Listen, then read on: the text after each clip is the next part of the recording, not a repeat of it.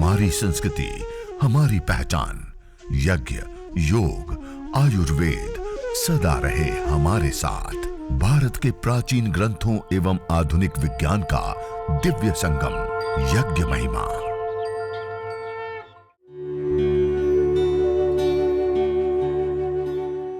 भारतीय संस्कृति में यज्ञ, योग एवं आयुर्वेद जैसी अमूल्य विद्याएं हैं, जिसका मूल है वेद। इतिहास की ओर दृष्टि डालें तो भगवान राम, भगवान कृष्ण से लेकर राजा महाराजाओं, ग्रामवासियों व अरण्यवासी ऋषियों की कुटियों तक नित्य व नैमित्तिक यज्ञों का प्रचलन देखने को मिलता है।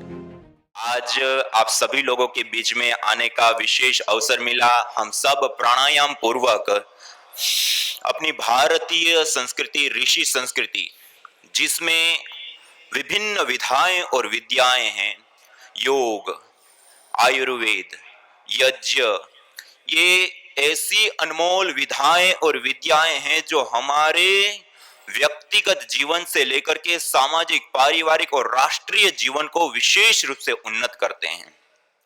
देखिए, हम जिस योगाभ्यास को करते हैं, आज हम जिस भूमि पर है, जूनागढ़ की यह भूमि, चारों ओर जंगल और उसका ये वायुमंडल, और उसके अंदर जब हम योगाभ्यास करते हैं तो उसका विशेष लाभ प्राप्त होता है।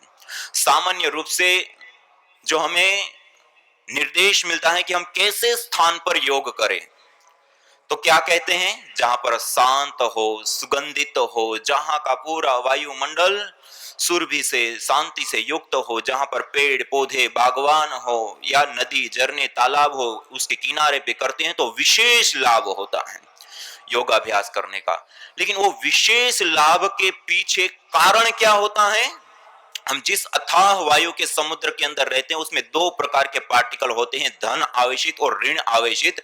धन आवेशित कणों से आरोग्य की हानि होती है और ऋण आवेशित कणों से हमारा आरोग्य विशेष रूप से अच्छा बनता है। तो सभी लोग अनुलोम विलोम करते रहेंगे, किसी का हाथ नीचे नहीं आएगा। सभी लोग अनुलोम विलोम कीजिए, लंबा गहरा श्वास भरिए, ये अद्भुत लाभकारी है।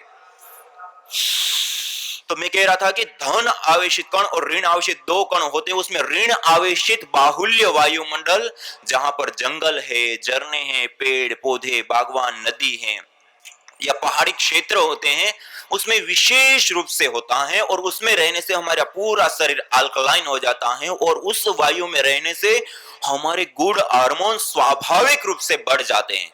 और जिस यज्ञ की हम बात करना चाह रहे हैं कि हवन, अग्निहोत्र जिसको कहते हैं, कि गायत्री मंत्र से या देव यज्ञ की विशेष आहुतियां देकर के 5-7 आहुति, 21 आहुति विशेष हम प्रदान करते हैं, तो उस यज्ञ को, हवन को, अग्निहोत्र को जिस स्थान पर हम प्रतिदिन करते हैं, वहां के वायुमंडल के अंदर 200 से 400 ऋण आवेशित कण पाए जाते हैं। अर्थात उतने कण होते हैं जो घने जंगल के अंदर होते हैं।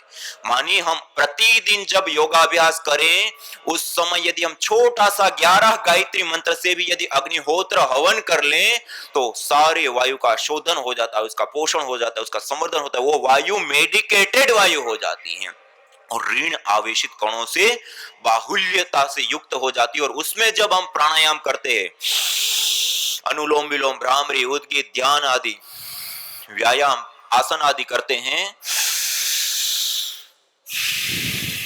तो उसका हमें विशेष लाभ प्राप्त होता है। और आरोग्य प्राप्ति एक चीज होती है, शरीर स्वस्थ होना एक चीज होता है, और दूसरा होता है मानसिक शांति का प्राप्त होता है। हम दो शब्दों का प्रयोग करते हैं ना, आदि और व्याधि। व्याधि होती है तन से संबंधित समस्या और आदि होती है मन से संबंधित समस्याएं। योग और यज्ञ, ये दोनों ही ऐसी विधाएं और विद्याएं हैं जो आदि और व्याधि दोनों से मुक्ति और समाधि से युक्त करने का काम करती हैं। तो ऐसी अनमोल विद्याएं आज हम सब लोग सीख रहे हैं। अनुलोम विलोम प्राणायाम के बाद थोड़ी देर के लिए कपालभाति प्राणायाम करेंगे। धीरे धीरे पेट को झटका देते हुए निरंतरता के साथ कपालभाति प्राणायाम का अभ्यास करेंगे हम। तो मैं हवन के बारे में बता रहा कि हम यदि अपने घर के अंदर छोटा सा हवन कर ले तो जंगल जैसा वायुमंडल अपने घर के अंदर निर्मित कर सकते हैं। दूसरा, हम गाय के घी की आहुति देते हैं। गाय के घी के अंदर सेचुरेटिव फैटी एसिड होता है, उसके जलने पर कीटोन्स बनते हैं और कीटोन्स के टूटने पर कार्बन की अपेक्षा 6 गुना ज्यादा हमें ऑक्सीजन मिलती है।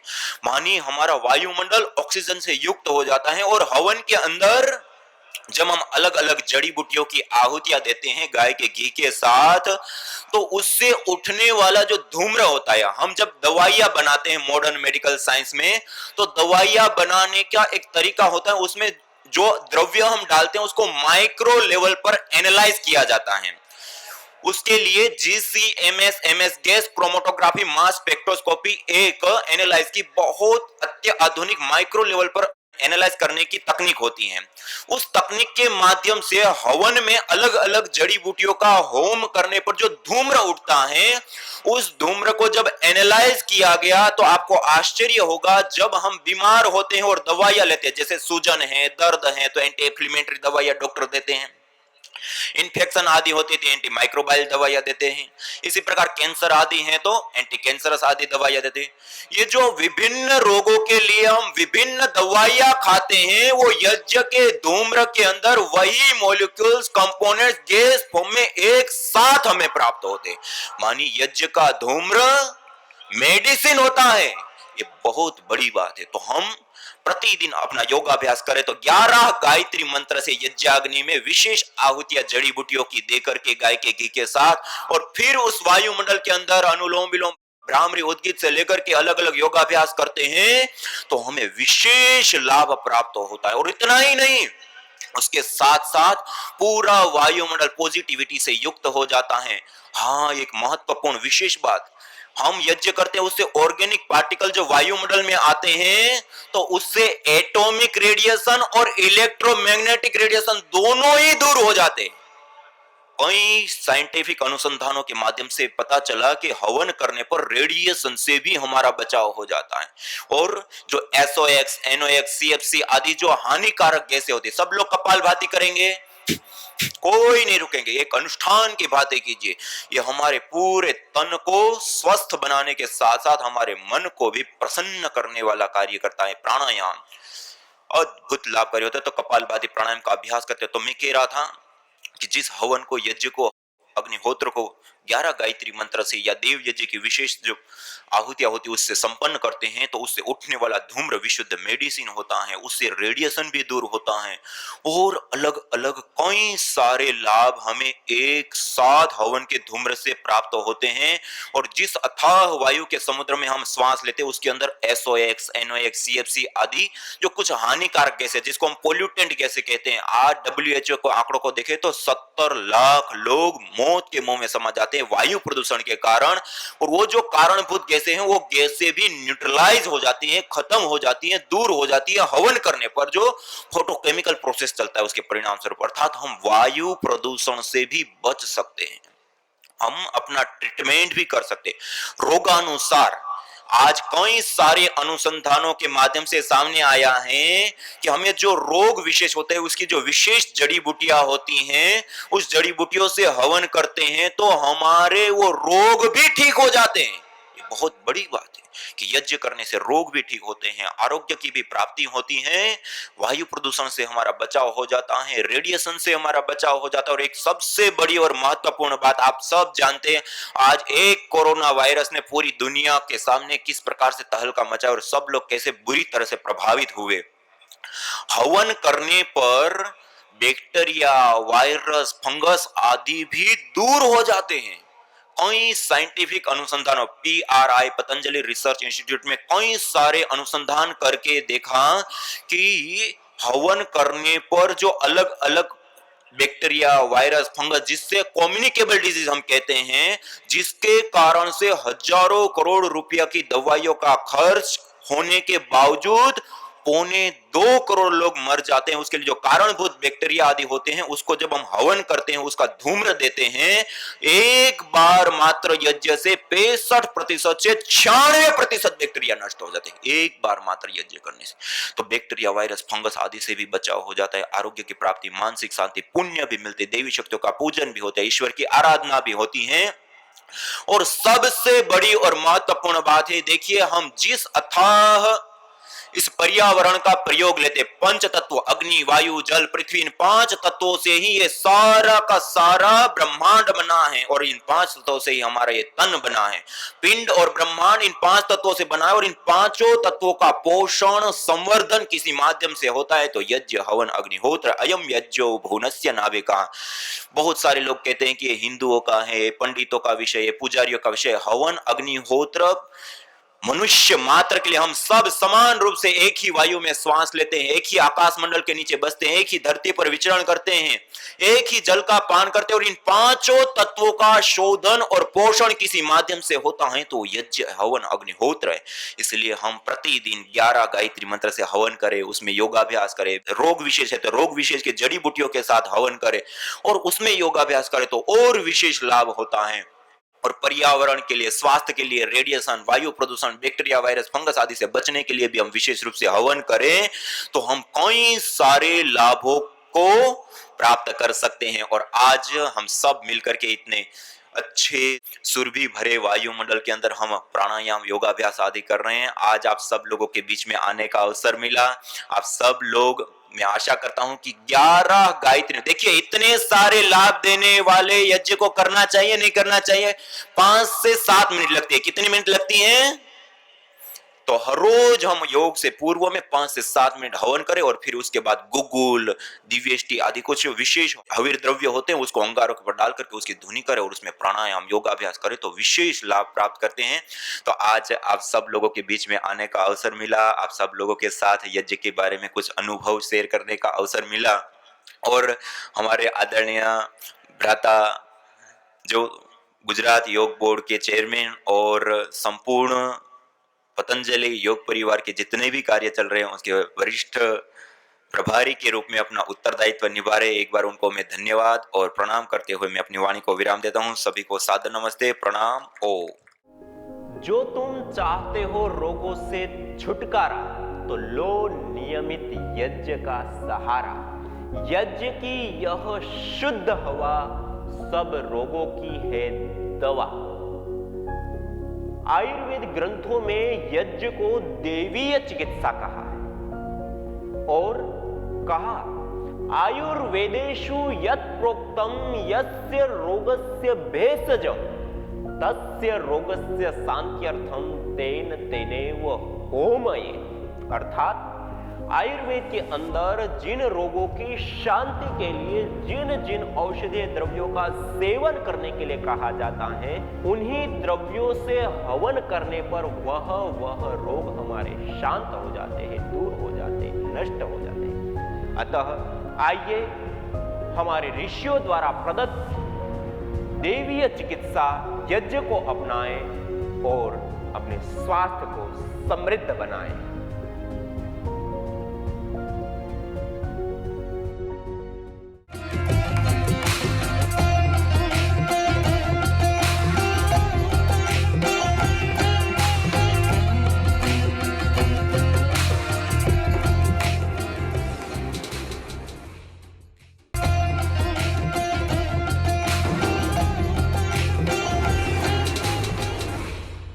हमने PRI पतंजलि रिसर्च इंस्टीट्यूट में कि कौन से द्रव्य के अंदर कौन से विशेष कंपोनेंट्स होते हैं और वो कंपोनेंट्स किस प्रकार से हमारे शरीर के अंदर कार्य करते हैं विशेष रूप से उस रोग को शांत करने के लिए आदि के ऊपर विशेष गहन अनुसंधान करने के बाद जो बातें सामने आई, जो तथ्यात्मक बातें सामने आई, जो सामने विशेष जड़ी बूटियां आई, उन जड़ी बूटियों का एक सम्मिश्रण करके हमने एक विशेष यज्ञ चिकित्सा के लिए, रोग के निवारण के लिए मधुमुक्ता नाम से एक डायबिटीज को दूर करने के लिए एक विशेष हवन सामग्री बनाई।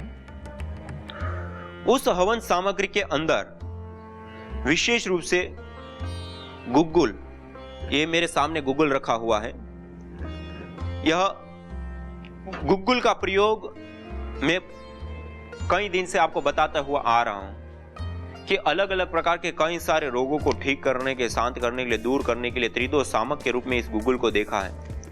पुष्टिकारक, सुगंधित, रोग निवारक आदि जो 4 प्रकार के सामान्य रूप से हवीर गुणों से युक्त हवीर द्रव्य बताए, वो चारों प्रकार के गुणों से यह युक्त होता है। तो मधुमुक्त हवन सामग्री के अंदर अर्थात डायबिटीज के निवारण के लिए जो हम जड़ी बूटियों का प्रयोग करते हैं, उसमें यह गुगुल विशेष रूप से लाभकारी होता है। दूसरा होता है बिल्व के पत्ते, छुहारा, बिल्व के पत्ते, छुहारा और मेथी, ये सर्वसुलभ सभी के घरों में पाई जाती है, हर जगह पे उपलब्ध हो जाती है। यह मेथी थोड़ी कड़वी जरूर होती है, लेकिन स्वास्थ्य के लिए बहुत उत्तम होती है। इसलिए आयुर्वेद आदि ग्रंथों में भी कहा है कि आरोग्यम कटु तिक्तेषु, आरोग्य कहां है? कटु और तिक्त रसों में।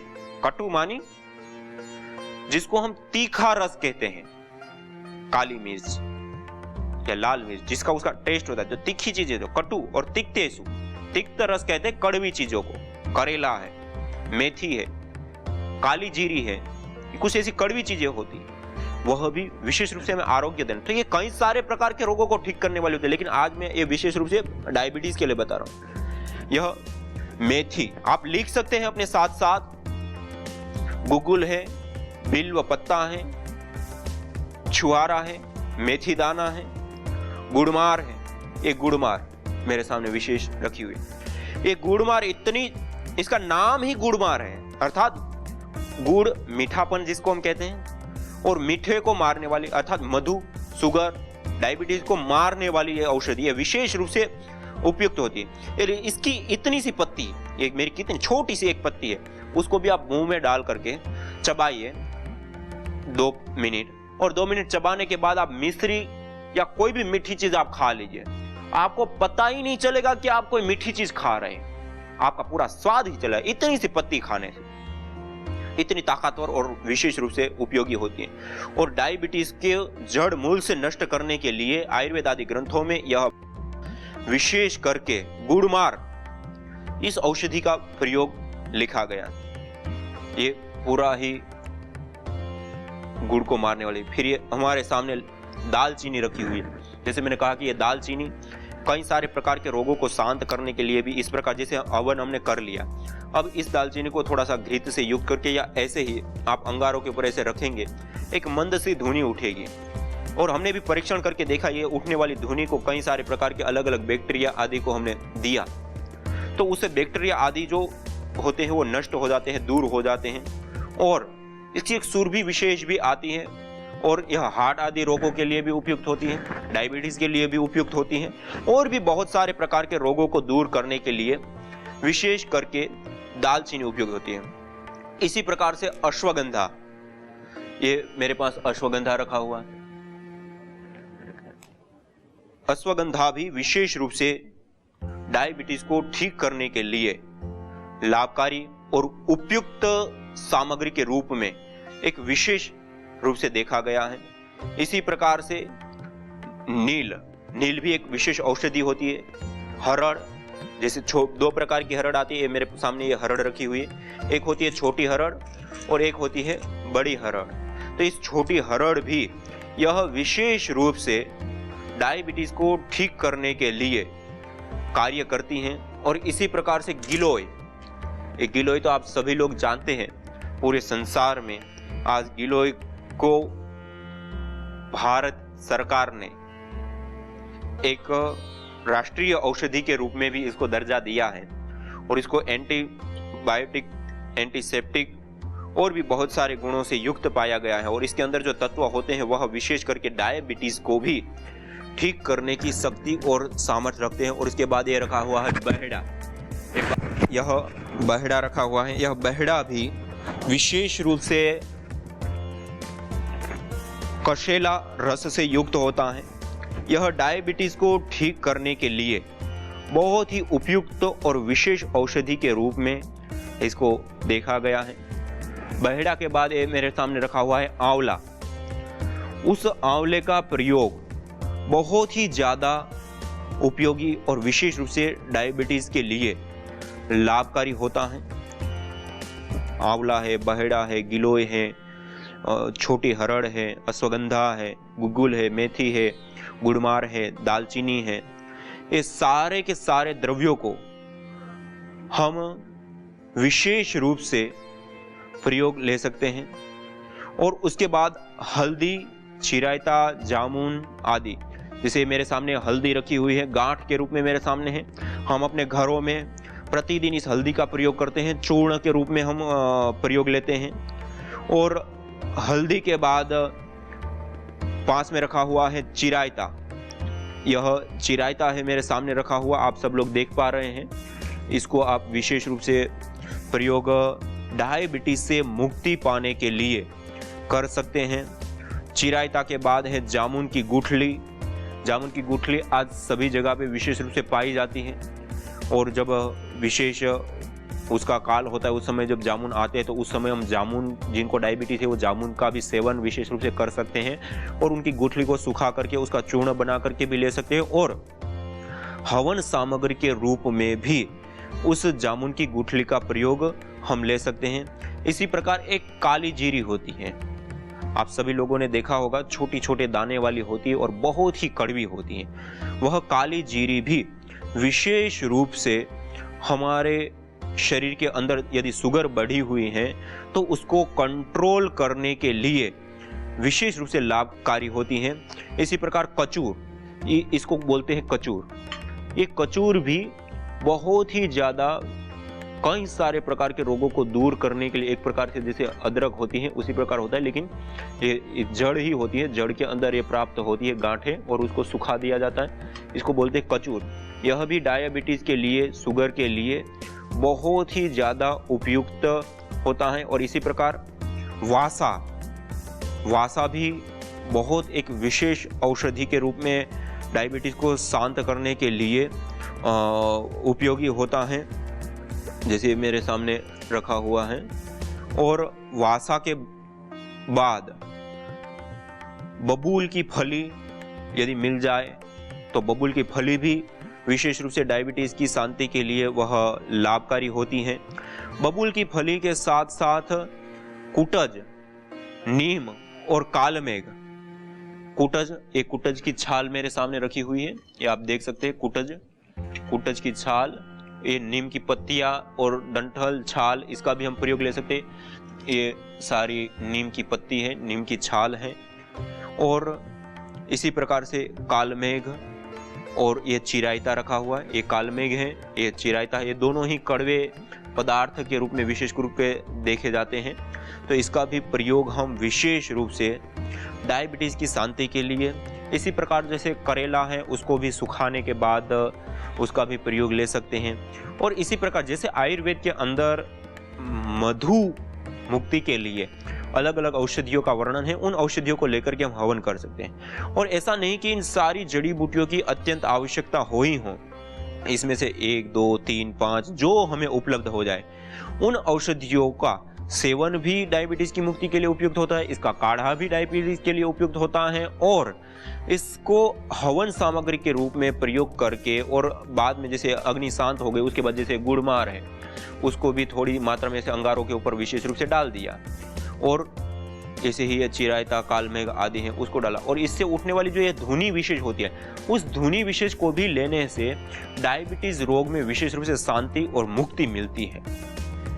और कई सारे परीक्षणों से भी यह बात सामने आई है कि डायबिटीज की मुक्ति के लिए यह द्रव्य विशेष करके लाभकारी और उपयुक्त होता है। और 2 रूप में, एक तो हम हवि के रूप में आहुति देते हैं, और दूसरा जब यज्ञ, हवन, अग्निहोत्र हो गया उसके बाद उसको अंगारों के ऊपर रखे, और उससे उठने वाली जो धुनी है उस धुनी को भी हम प्राप्त करके उससे हम निजात पा सकते हैं। तो ये मेरे सामने रखा हुआ डायबिटीज को निवारण के लिए, और इन द्रव्यों को आप लिख सकते हैं, आप स्वयं अपने घर में बना सकते हैं, प्रयोग ले सकते हैं।